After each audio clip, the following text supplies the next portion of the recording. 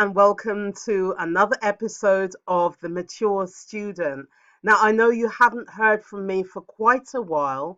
I do have a good excuse. I have been working not only on assignments for my final year of my bachelor's degree, but I've been working on the mother of all documents, the dissertation. Some people call it a thesis. So I want to cover with you how I planned to fit that into my busy life, family, working, business, and all the other things that go on in our lives. Because it was pretty tough, I'm going to be honest with you. But this planning really helped me, and especially when I got down to the wire, I could go back to the plan and check whether I'd done anything right, wrong, or missed anything out. Now, before I get into it, please can you like, subscribe, comment, and share this particular piece with other people who you feel would be helped by this. So let's go. So in front of you, you can see an ordinary Word document.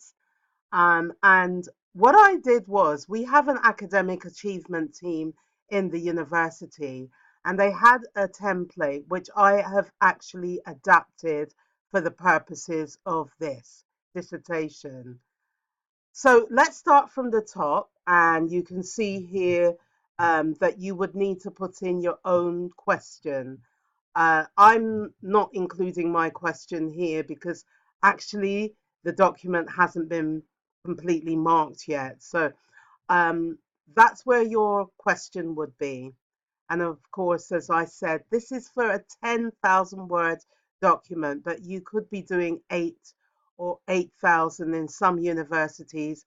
And if in my university, if you opted to go for a special essay, it would be only 4,000 words. So I have split, I had to think about the question that I was answering and split it all into sections.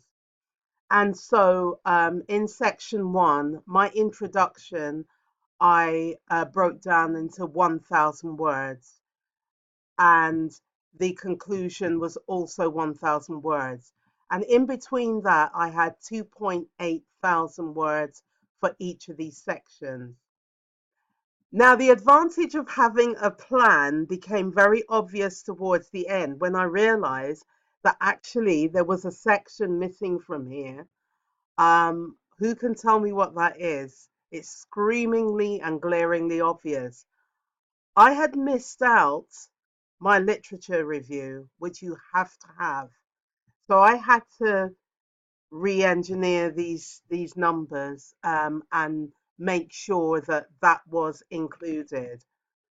And that's why it's advantageous to have a plan because it's such a big document, you could lose something in the detail. So going on, I had a theory, and for each of the sections that I've come up with, I had a theory. And my theory for section two, you can see there, historical, cultural, theological, ecclesiology, and governance.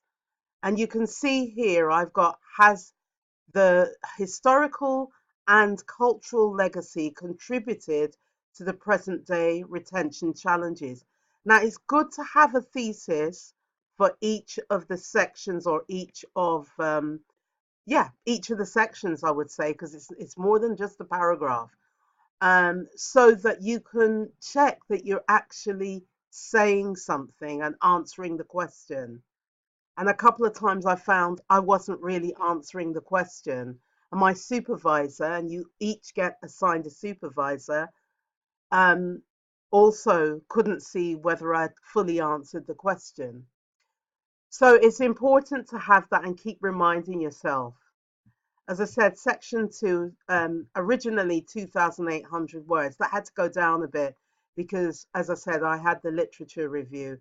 So I had to re-engineer this section. So, what I did then was I looked at each of the sections. So you can see there, I've talked about historical, theological, cultural, and I've broken each of those down into equal parts that make up that 2,800 word count. So, for instance, I decided to work on historical first, and therefore 550 words. And I had to stick to that. And I did that by simply checking every now and again by selecting the words I had there. And if you look down the bottom, you'll see that oh, it's actually not working. But normally, if you select the words, you'll see how many words are in a paragraph or in a section. And so I didn't really go over any of my word counts at all. I didn't have to do what many people do, which is to go over by 2,000 to 3,000 words and then have to edit. I never had to do that. So that was a big advantage of having this plan. So as I said, there's 550 words and the historical, and that's the subject heading. And then the evidence, where am I going to get my sources to talk about the historical?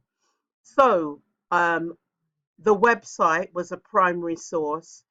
This is one of the books that was also a primary source, and also this book. I actually ended up not using all these books, but it was a really good idea to start somewhere. And if you go down, you'll see this is actually um, that's not a book. That's actually a doctoral thesis that I managed to find that was very, very relevant and actually turned out to be quite important. The constitution of the organization I was talking about, and other journals that I could find. And one hint I would say is if you're doing a dissertation of this length, the more academic peer-reviewed journals that you can use. And I have actually got a post about that. If you look at the channel, then the better it is for you. So the page references and notes here are for me to remember where to find the particular pages that are important to answer my argument or answer my question around history. And so you can see here I've got page numbers, a range of page numbers, range of page numbers. And even if I haven't, I actually updated this document. This was a half finished one, but that I had actually updated this document anyway. On top of that, I also had a notebook that I used specifically and only for my dissertation. And that also had mini reviews of all these references for the uh, for journals, for instance. And it told me what page 120 said. And if it was important to link it to the history, then I was able to pick that up very easily. So you need to be doing this work in advance of writing anything. I would strongly suggest you do not start writing until you've done this planning. So that's looking at reading, looking for relevant references before you even put anything to paper. Um, and similarly in this section, which is cultural and is again part of that 2,800 word count, you've got 550 words talking about culture. And again, you can see here, this is actually a journal, and I'm citing page 1 to 34 because, again, it was actually a very important document. And you can see I continue this theme all along. You can see here, actually that should be up here, but the theological, again, 550 words, and and this is an important section. So I put ecclesiology and governance together, and I actually made that 1,100 words, and splitting that again. And as you can see here, you've got the books and you've got the pages that go with it. And that happens all the way down this document. Now, for each section, as I said, you should really think about what's your theory behind this? Why are you actually talking about this all the way through? So I just wanted to show you the layout. It's very easy to do something like this. It's basically on a Word document on a table and that you split. So I hope that helps you while you're away for the summer, preparing for your third year to do your dissertation or a special essay.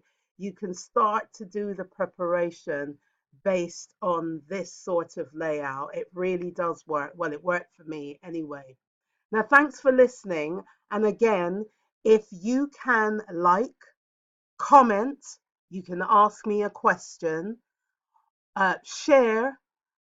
It would be really appreciated because there's so many students, mature students out there that are struggling with areas of work.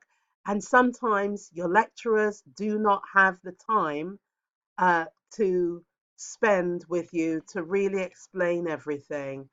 So it's important we help each other.